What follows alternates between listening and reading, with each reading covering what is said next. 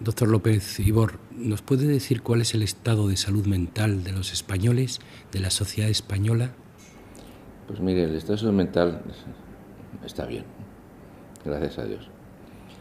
Ahora estamos terminando un estudio en Europa que lo que pretende es medir la relación entre la gran crisis económica y social y de valores, por ejemplo, y un índice de salud que es el suicidio. Por ejemplo, la longevidad, la expectativa de vida en la antigua Unión Soviética cambió radicalmente cuando desapareció y se desmembró en todas las nuevas repúblicas exsoviéticas. Y ahí se ha visto que grandes cambios sociales tienen un efecto muy negativo sobre la salud, en especial en los varones. Hay una mortalidad prematura, hay un consumo aumentado de alcohol, hay más depresiones, hay más violencia y hay más suicidio.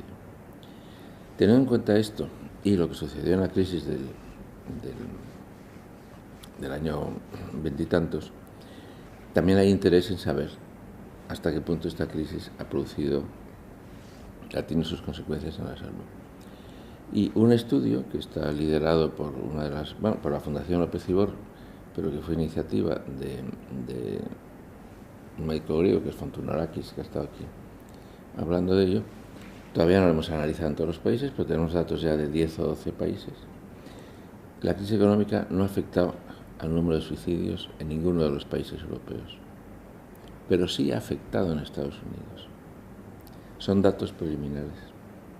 Y si se confirman, lo que eso demuestra es que nuestros sistemas de protección social siguen funcionando a pesar de la crisis.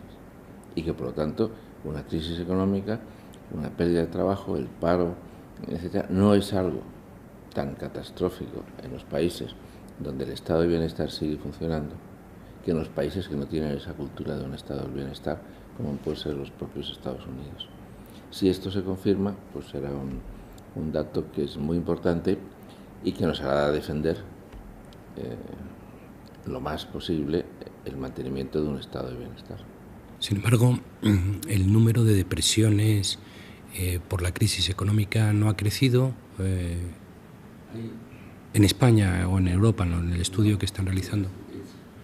Es un tema muy discutido desde hace mucho tiempo y no tiene una respuesta clara.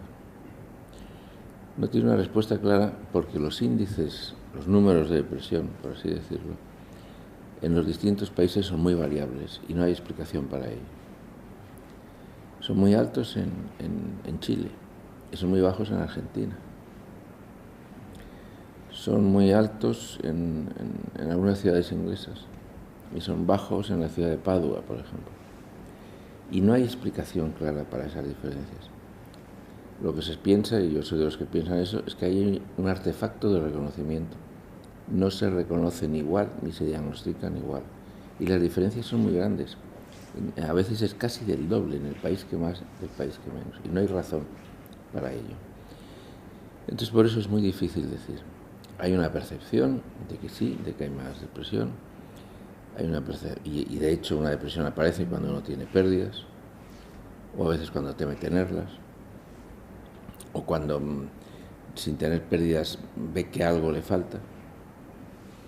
Y eso es lo que a uno le hace pensar que es posible que eso sea así. Pero datos duros, por así decirlo, científicos, no los tenemos. ¿Los españoles afrontan las cosas de forma más positiva, más negativa? ¿Se puede generalizar en esto o no? ¿Somos muy positivos o no?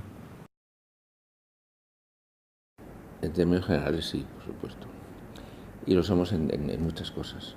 Por ejemplo, nosotros hicimos muchos estudios sobre el estigma de la enfermedad mental, en especial de la esquizofrenia. En España es de los países más bajos del mundo. Hay más tolerancia y hay más comprensión y hay más solidaridad, incluso si quiere, con las personas que tienen una enfermedad mental grave como es la esquizofrenia, que no lo que sucede en otros países donde hemos hecho exactamente las mismas encuestas, los mismos estudios, y países europeos y países americanos y países de Oriente. Entonces eso en términos generales es así. En segundo lugar, nosotros todavía mantenemos una estructura familiar bastante sólida. y las emociones donde se ventilan, por así decirlo, donde se asimilan, donde se les da un sentido, es básicamente en el seno familiar.